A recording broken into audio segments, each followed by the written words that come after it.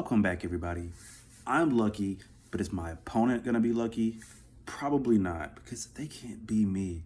Now, back to my hero, Pekker cycle deck, whatever you want to call it. You saw me whip it out in the first video. I whipped that out in the second video. You're back watching because you want to see me whip it out for the third time, and I'm happy to do that. We have a fake 2.6-ish Hog Rider cycle deck, and we're just gonna throw in a Evo Mega Knight, and that's gonna be the play.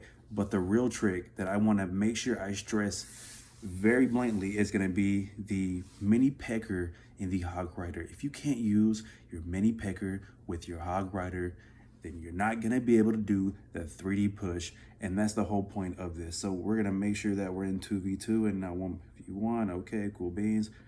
And we're just gonna jump straight in. Now, again, the whole point of being able to use this is like your opponent's gonna dump a whole lot of elixir, ideally, into one lane, and then you just go mini Pekker and Hog Rider in the other lane, and we have both to start with, so that's great. They go all in, and that's a dual lane push, so we're just gonna not dump a whole lot of elixir into it because that's what they want. We're gonna wait because we only have 5 elixir right now. And do I want to split some goblins down low just for that. Yeah. All right, so it's gonna take a little bit of patience, but I promise you, we're gonna hit them with that 3D push, and we're gonna see if they can handle all 3. And this is the perfect opportunity right now. Hog Rider, mini Pekker, takes care of that Ronin. I'm not even worried about that. What is that, like a new meta thing for people? And okay, but our Pekker is still on tower. Our Pekker is still on tower. We upgrade, we take that tower, and we're just gonna slow it down.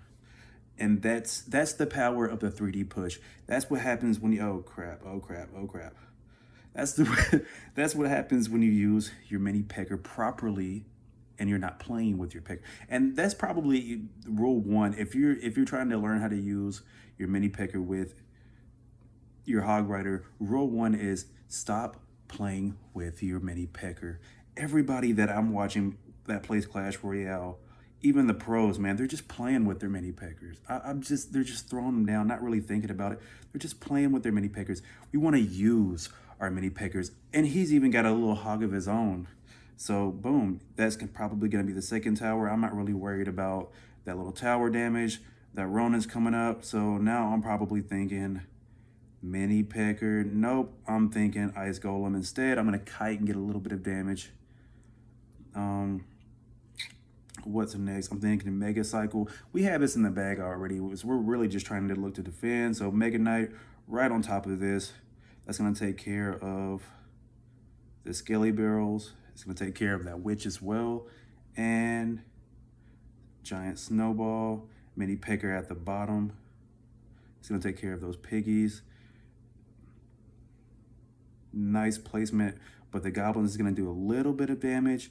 Should take care of that tower. Just enough for me to throw down on my Hog Rider. I'm going to go Dark Goblins down low. Snowball up top. And that didn't do what I wanted, but as long as we defend it for about 12 seconds, it doesn't matter. Penny Mecha right on the left is going to take care of that Archer. Not really worried about it. I can freeze if I wanted to. Just, that's game. And that's another game. And right now, my record is at 9 wins and 9 losses. So if I'm being honest, I didn't know how this was going to go. My prediction is that the next 2 games are going to go based on how this last one went. And I'm just going to take this abs. So why would you take that little change? Anyways, I knew that if I won this game, that the next game is most likely going to be another easy game. And then it's going to give me a hard counter game just to kind of balance it out. I know that's how the algorithm's being right now.